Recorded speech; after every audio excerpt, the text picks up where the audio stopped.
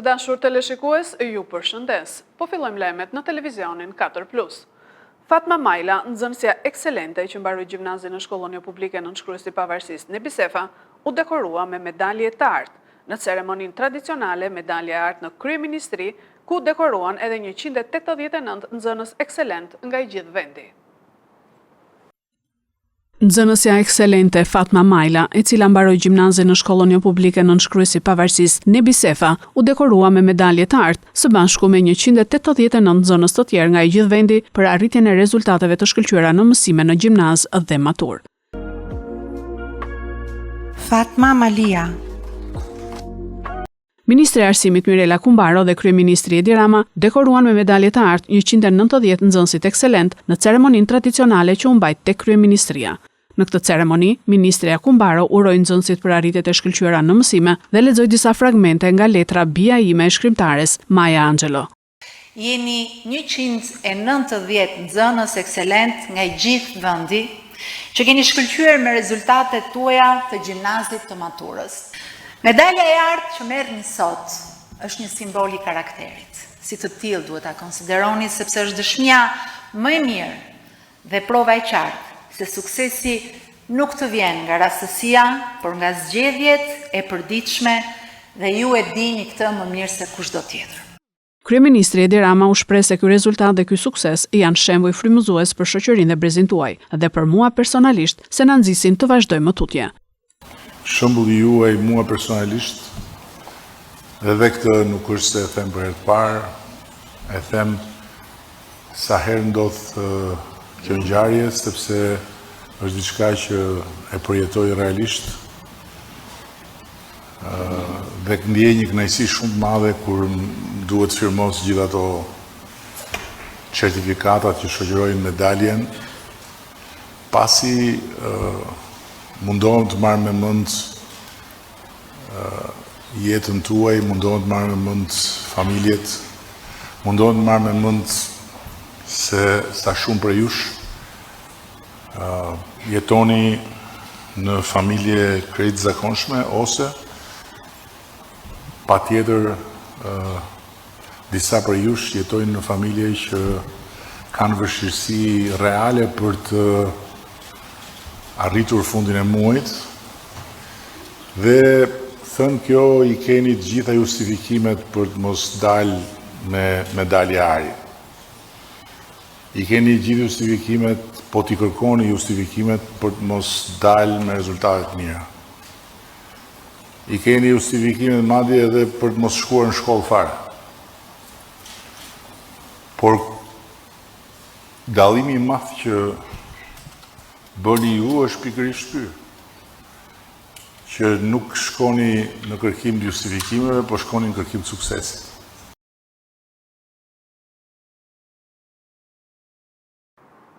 Ju rikthye dinjiteti i qytetit dhe të përndjekurve, deklaroi deputeti i Partisë Demokratike për Lushnjën Sajmir Korreshi, pas heqjes së titullit qytetar nderi Gjergj Velos të martën nga Këshilli Bashkiak i Lushnjës me 23 vota pro.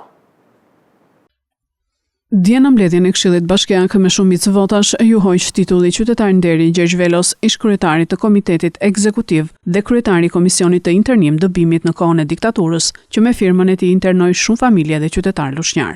Vendimi më parshëm ishte marrë mbi bazën e informacionit të paplot të paraqitur nga autoriteti i dosjeve. Pas rishqyrtimit të çështjes dhe përfshirjes së saj në rendin e ditës, Këshilli Bashkiak votoi heqjen e titullit me 23 vota pro, 4 kundër dhe 8 abstenime.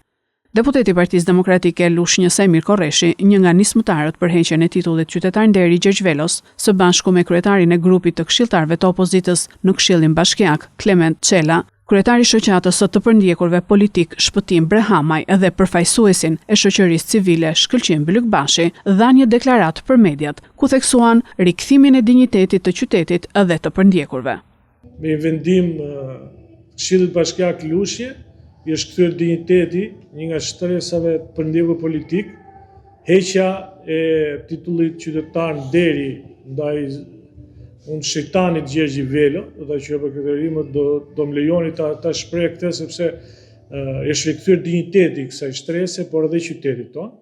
Me 10 familje që ne njohim të gjalla, po të cilët nuk jetojnë më, që janë të përsekutuara gjatë viteve që i ka qenë ose të propozuara prej tij gjatë viteve që ka qenë kryetari i komitetit ekzekutiv, që paralelisht dhe automatikisht ka qenë dhe kryetari i komisionit të internim dëbimeve të qytetit. Është një listë 6 personash të përndjekur, të cilët kanë patur fatin që me nënshkrimin e Gjergj Velos të zgjatet afati i internim dëbimit, të zgjatet afati i internimit, apo edhe të marrin masat të tjera që ky komision kishte në procedurën e tij në kohën që funksiononte.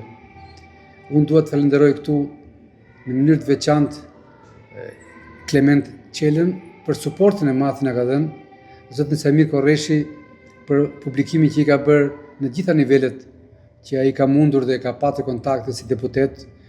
Dhe këtu është vetëm fillimi i kësaj gare, sepse me zotin Korreshi ne kemi një dakordsi për të shkuar dhe më tej, për të kërkuar në Komisionin e Ligjeve amendimin e këtij ligji që çuditërisht e përjashton të kategorinë e Gjergj Velos. Konkretisht, me prova dhe fakte, dëshmia është origjinale e imja, kam pasur atje ku unë kam qenë i internuar, ku vuaja bashkë me familje natyrisht në Savër, kam pasur familjen e Ali Tarellit, i cili erdhi në atë kamp internimi bashkë me bashkëshorten e tij dhe nusen e djalit i cili u burgos pikërisht si rezultat i kësaj firme dhe ligjeve në fuqi që ishin atë kohë, që natyrisht nuk ishin drejta, ato ishin të stisura të gjitha. Djali i tij Sefer Tarelli shkoi në burg, ishte grupi i cili u cilësua si grupi që do të helmonte ujin e qytetit Lushnjës dhe do të helmonte si rrjedhoi edhe popullatën e qytetit.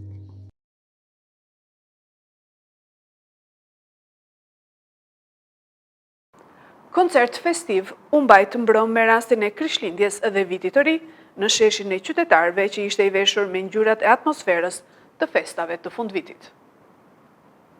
Gëzuar Krishtlindje, gëzuar Krishtlindje, edhe Vitin e Ri. Koncerti festiv me rastin e Krishtlindjes dhe Vitit të Ri u mbajt mbrëm në sheshin e qytetarëve që ishte i veshur me ngjyrat e atmosferës të festave të fundvitit.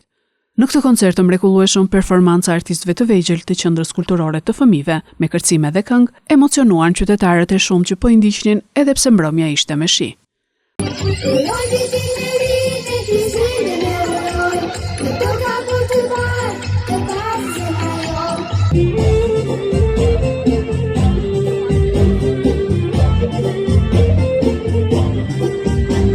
Më pas në sken u ngjitën zërat e njohur të muzikës lushnjare dhe jo vetëm. Këngëtarët Argita Bahja, Gëzim Xhaxhaj, Ani Myzeqarja, Ergjys Hyka që ndezën atmosferën me këngët e bukura popullore.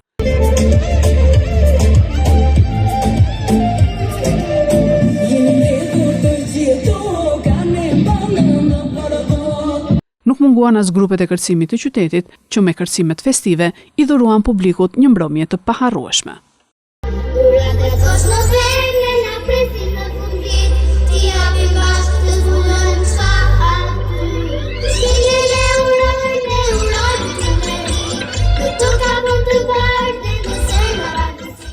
Kryepeshkopi Joan ndau në rrjetet sociale urimin për Krishtlindjen nga Kisha Ortodokse e Shqipërisë me mesazhin për përullësi dhe dashuri.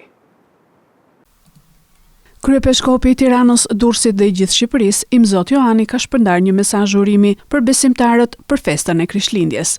Kryepeshkop Joani shprehet se duhet të mbushim zemrat me përullësi dhe dritën e Krishtit në një video të publikuar në rrjetet sociale. Festa e gëzuar dhe plot dritë e Krishtlindjes vjen si rrezë shpresë, ngushëllimi dhe paqe.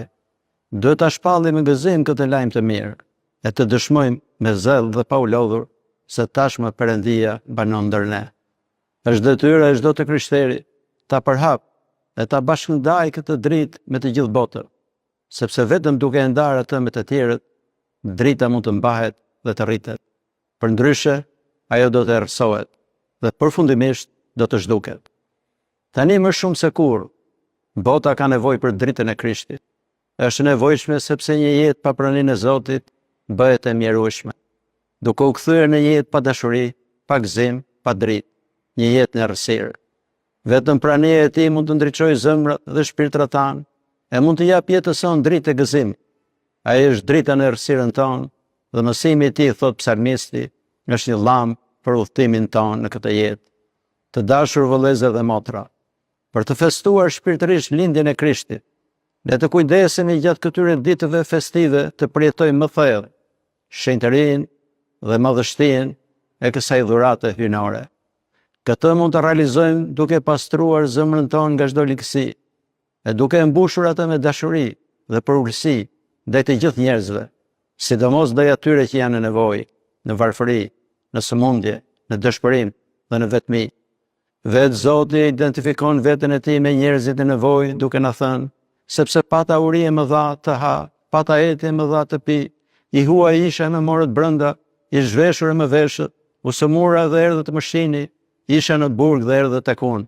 Me të vërtet po ju them juve, gjithsa i bët njerit për këtyre vëllezërve të mi të vegjël, ma keni bërë mua. Vetëm duke bërë këto, Krishtlindja do të ketë një kuptim të vërtet, dhe gjithçka tek ne do të ndriçohet nga fjala e bërmish. Gëzuar Krishtlindjen dhe për shumë vjet.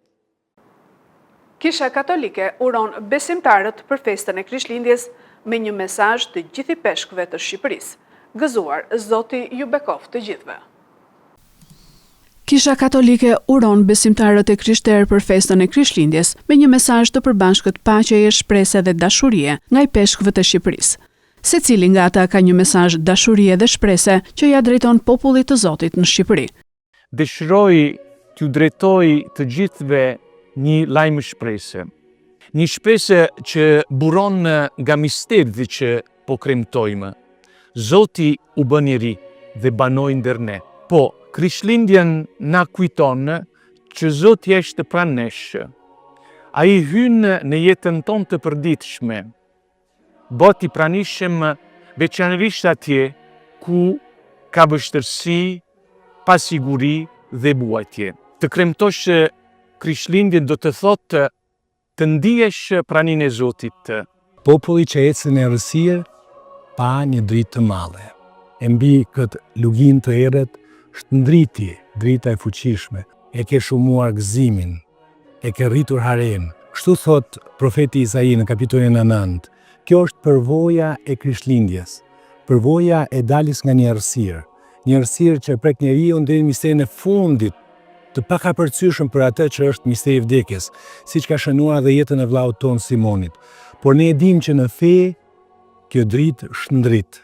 E Zoti nëpërmjet ofertës së tij shndrit në jetën tonë, e përballë këtij grazhdi në Betlehem, ku jemi të ftuar gjithë të kremtojmë, të festojmë, të sodishsim këtë Zot që shndrit në errësirat e ekzistencës tonë. Jam i lumtur që drejtohemi të gjithëve me rastin e Krishtlindjes së shenjtë, festë që kisha kremton çdo vite, duke përkujtuar lindjen e Zotit tonë Jesu Krishtit. Të përgatisim familja tona ta pranojnë me lutjen e me gëzim ai që po vjen, shërbuesin, Zoti me ne.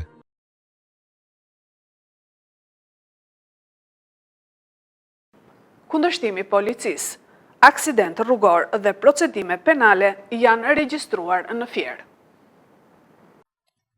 Oficerët e policisë gjyqësore pranë prokurorisë ndaluan shtetasin JD 22 vjeç banues në Roskovec dhe referuan materialet në prokurori ku nisi procedimi penal për shtetasit EG, 44 vjeç dhe 2 16 vjeçar. Këta shtetas kanë kundërshtuar punonjësit e policisë dhe kanë dëmtuar portën e stacionit të policisë Roskovec, ku po kryeshin veprimet procedurale për një konflikt ndërmjet një 24 vjeçari dhe njërit prej 16 vjeçarve. Kurse specialistët e qarkullimit rrugor të DVP Fier referuan materialet në prokurori, ku nisi procedimi penal për shtetasin RM 24 vjeç banues në Tiranë, pasi me automjetin që drejtonte ka përplasur motomjetin pa targa me drejtues shtetasin KD 63 vjeç, i cili po merr ndihmë mjekësore në spital dhe është jashtë rrezikut për jetën. Ndërkohë specialistët për hetimin e krimeve të komisariatit të policisë Fier referuan materialet në prokurori, ku nisi procedimi penal për shtetasin MH, 43 vjeç banues në fshatin Kraps, pasi ka ushtruar dhunë psikologjike ndaj bashkëtueses së tij, e cila u pajis me urdhër mbrojtjeje. Gjithashtu, pas ditën e djeshme në fshatin Poçem, ka humbur jetën, dyshohet për shkaqe natyrale, shtetasi FG, 68 vjeç. Materialet procedurale ju referuan prokurorisë së Fierit për veprimet të mëtejshme.